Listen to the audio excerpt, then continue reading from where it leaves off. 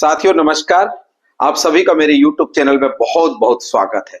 आज मुख्य रूप से मैं आपको बताने जा रहा हूं कि अमृतकाल छत्तीसगढ़ विजन 2047 इसमें स्वास्थ्य विभाग में किन किन इंडिकेटर है, कौन कौन से इंडिकेटर पे चर्चाएं करनी है और क्या 5 साल में, 10 साल में और 25 साल में हम किस तरह से जो है हम व्यू रखेंगे। ये मुख्य रूप से हमें 7 इंडिकेटर दिए गए हैं। तो सबसे पहली बात जो है, हमें इन इंडिकेटर को समझना है और इन इंडिकेटर को फुलफिल करने के लिए हमारा क्या थॉट्स होंगे, क्या विजन होंगे, कैसे हम 2047 तक जो विकसित भारत का सपना है, उस विकसित भारत के सपना में हम कैसे कार्य करेंगे, उन तमाम चीजों पे हम आगे भी बात करेंगे। अभी तो मुख्य रूप से आपको मैं वो 7 इंडिकेटर बताने जा रहा हूं। कौन कौन से वो 7 इंडिकेटर हैं जो हेल्थ डिपार्टमेंट में आपको उस पर कार्य करने की जरूरत है। पहला इंडिकेटर जो है, जो हम गर्भवती माताओं का पंजीयन करते हैं, उसमें से प्रथम तिमाही में कितने प्रतिशत गर्भवती माताओं का हम पंजीयन करते हैं। तो इसको मुख्य रूप से इसका सीधा सा संबंध है, जो हम आईएमआर एमएमआर की जो बात करते हैं, ये महत्वपूर्ण इंडिकेटर है कि अगर हम यहाँ पे गर्भवती माताओं का 100% प्रथम तिमाही में पंजीयन करेंगे तो हम उनको सारे सर्विसेज जो है साइट सही टाइमलाइन में हम दे पाएंगे, उनका बेहतर तरीके से केयर कर सकेंगे।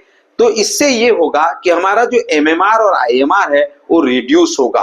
तो प्रथम तिमाही में पंजीयन 100% हमको करना है। इस हेतु हमारी क्या कार्य योजना होगी कि 5 साल तक हम कैसे इसको अचीव करेंगे, 10 साल तक हमारी क्या प्लानिंग होगी, 25 साल तक हमारी क्या प्लानिंग होगी, अर्थात 2047 तक हम इसको किस दिशा में ले जाएंगे, ये महत्वपूर्ण है। दूसरा जो इंडिकेटर यहाँ पे दिया गया है कि हमारी संस्थागत प्रसव का प्रतिशत कितना होना चाहिए। जो प्रसव हो रहे हैं 100% संस्थागत प्रसव की ओर हम सोचें।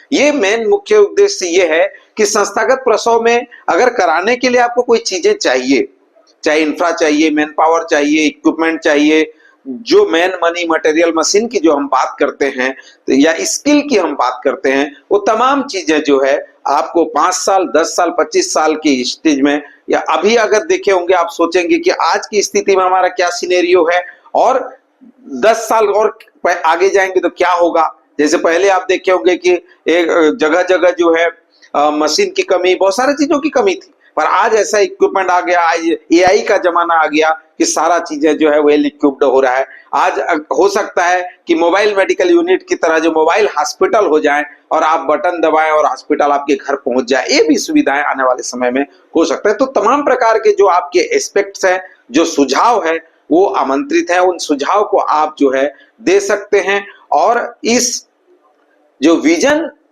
2047 में आप अपना बेहतर तरीके से योगदान दे सकते हैं। तीसरा जो महत्वपूर्ण इंडिकेटर है, लो बर्थ वेट। अभी भी एक समस्या बनी हुई है। लो बर्थ वेट क्यों होता है? लो बर्थ वेट का मुख्य जो कारण है वो क्वालिटी एनसी नहीं दे पाने के कारण लो बर्थ वेट होता है। तो हमको लो बर्थ वेट को कम करने के लिए हमारी क्या योजना होगा, पंचवर्षीय योजना क्या होगी, 10 साल के लिए हमारी क्या योजना होगी, वो तमाम चीजें आपको जो है इस में आपको इंडिकेट करना है और आपको आने वाले जो प्लान होगा, जो आपको सुझाव देना है, जो समावेशी विकास के लिए जो सुझाव देना है, इसमें आपको सम्मिलित करना है। चौथा इंडिकेटर टीबी इलिमिनेशन की बात किया गया है। जितने भी टीबी के मरीज हैं उनका स्क्रीनिंग हो और उसका जांच हो, उपचार हो, ये महत्वपूर्ण इंडिकेटर है। जिसमें हम बात टीबी इलिमिनेशन की बात कर रहे हैं तो हमारा 5 साल में हमारा क्या स्टेटस होगा, 10 साल में क्या होगा, 25 साल में क्या होगा, वो तमाम चीजों को आपको इसमें रखना है। और उसी प्रकार पांचवा जो इंडिकेटर है नेशनल क्वालिटी एश्योरेंस का, एनक्वास के बारे में हम बात करते हैं।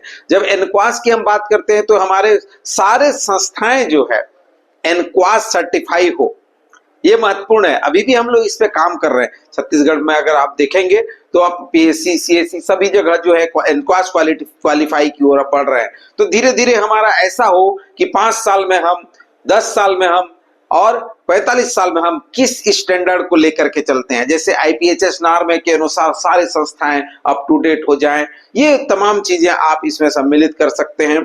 ठीक है। और छठवां इंडिकेटर है हमारा डायबिटिक और सातवां इंडिकेटर है हाइपरटेंशन। डायबिटिक और हाइपरटेंशन के सभी, देखिए ध्यान रखिएगा, आज तो ऐसी स्थिति हो गई ना कि हर बच्चों को भी डायबिटिक हो रहा है, हाइपरटेंशन के केसेस बढ़ रहे हैं। तो अभी जो हम जांच कर रहे हैं, एनसीडी में स्क्रीनिंग करते हैं, 30+ की बात करते हैं, अब तो ऐसी स्थिति हो गया कि 100% लोगों का जो है, हमारी मैकेनिज्म ऐसी होनी चाहिए कि कोई भी हमसे न छूटे, सबका 100% स्क्रीनिंग हो। इस तरह से ये 7 इंडिकेटर पे हमको विजन 2047 में 5 वर्ष के लिए लघु, 10 वर्ष के लिए मध्यम और 25 वर्ष के लिए जो कि हमारा लॉन्ग टर्म गोल है, एक गोल सेट करके, क्या आज क्या चाहते हैं आप, 5 साल में क्या चाहते हैं, 10 साल में क्या चाहते हैं, 25 साल में क्या चाहते हैं, इसकी पूरी प्लानिंग बनानी है। तो स्वास्थ्य विभाग के ये 7 इंडिकेटर हैं। इस इंडिकेटर को अभी से वजन दीजिए, बल दीजिए, ताकि हम इसमें बेहतर तरीके से कार्य कर सकें। आप सभी का बहुत बहुत धन्यवाद।